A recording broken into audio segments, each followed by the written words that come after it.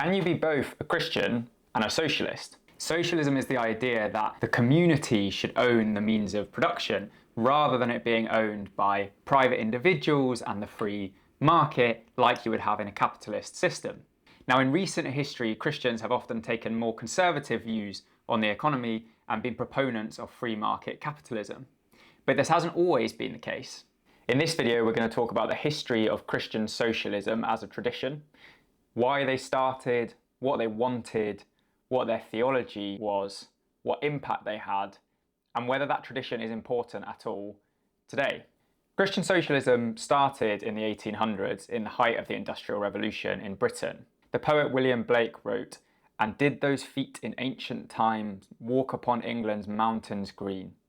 And was the holy Lamb of God on England's pleasant pastures seen? And did the countenance divine shine forth upon our clouded hills? And was Jerusalem builded here among these dark satanic mills?"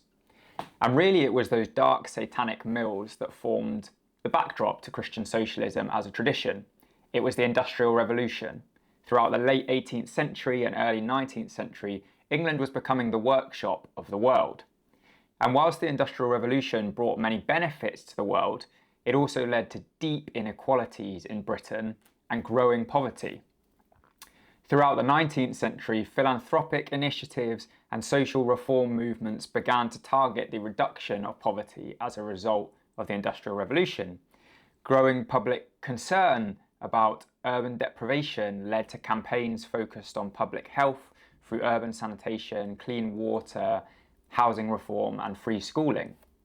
All of those things form the bedrock of this tradition of Christian socialism. So who were the Christian socialists and what's their history?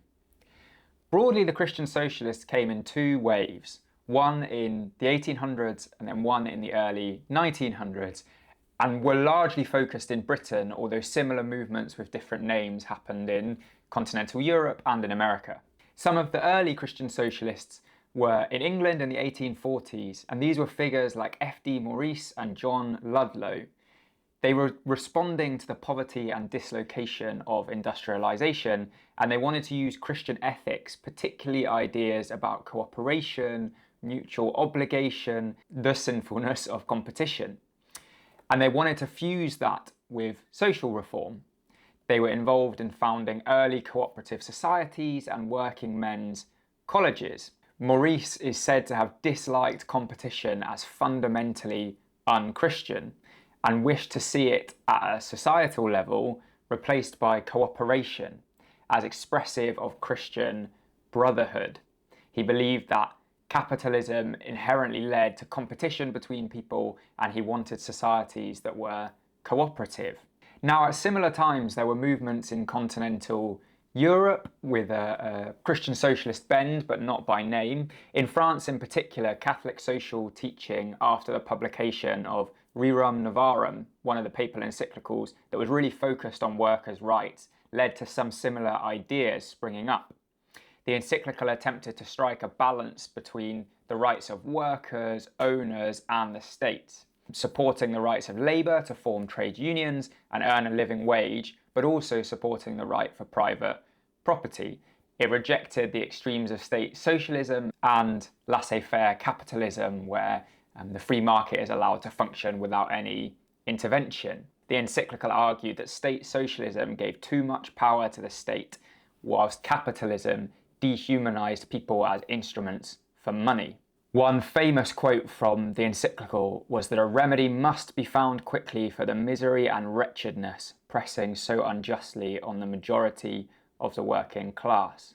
So that encyclical, written towards the end of the 1800s, was in a similar tradition to the Christian socialists in Britain, who were exasperated by the conditions in industrial Britain.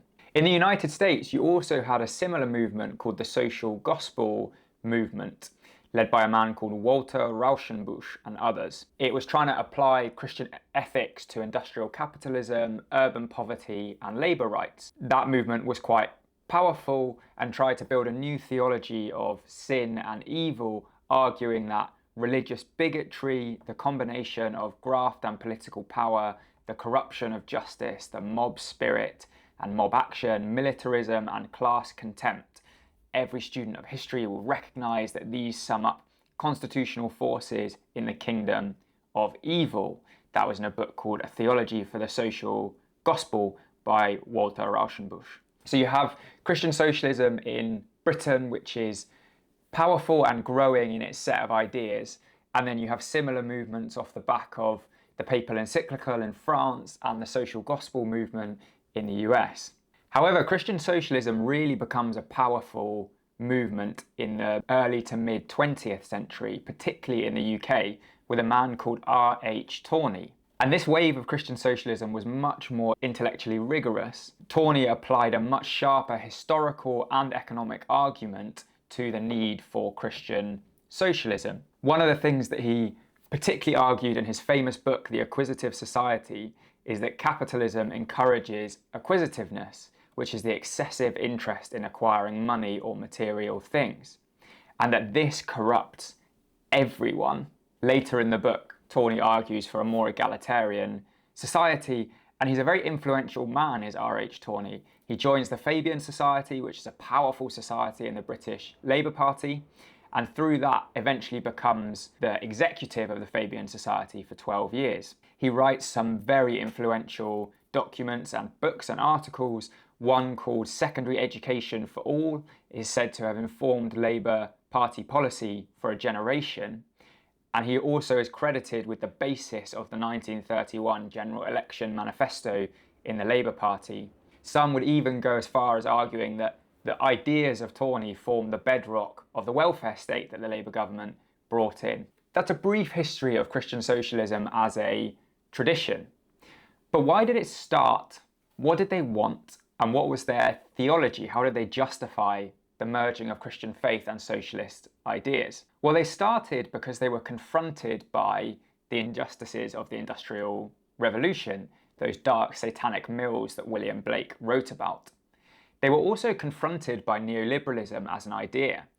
They felt that in neoliberalism there was no room for moral considerations, it was just the market. They also believed that capitalism damaged Christian formation. They thought this acquisitiveness that R.H. Tawney spoke about, the excessive interest in money and material things, corrupted people. It was a system that was deforming humans. They also thought capitalism asserted that humans were competitive creatures rather than cooperative and collaborative beings. And they didn't really believe that lined up with what the Gospels and the whole Bible said, which we'll get onto in the theology section. So what did they actually want? What did they want to achieve?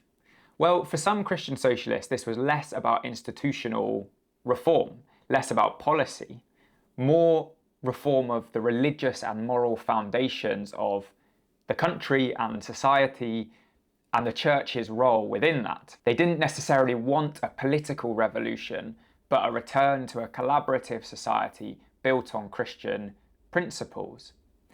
The idea here is that human nature is essentially social and human society is essentially cooperative. For others, they did want a significantly greater scale of state involvement in bringing about this collaborative society. F.D. Maurice wrote, "Christianity is the only foundation for socialism, and socialism is the result of good Christianity." Either way, they didn't believe in the church weighing in on policy. They did believe in a separation of church and state. They thought church was a community witness, an exemplar of a different way to live, rather than a think tank that produced policies for the government. They thought the religion with political power was prone to being intolerant, indolent and unstable, that it was prone to not really being religion when it got wrapped up in political power. So what was the theology of the Christian socialists? Well, the incarnation, the reality that God became man, was critical to Christian socialist theology.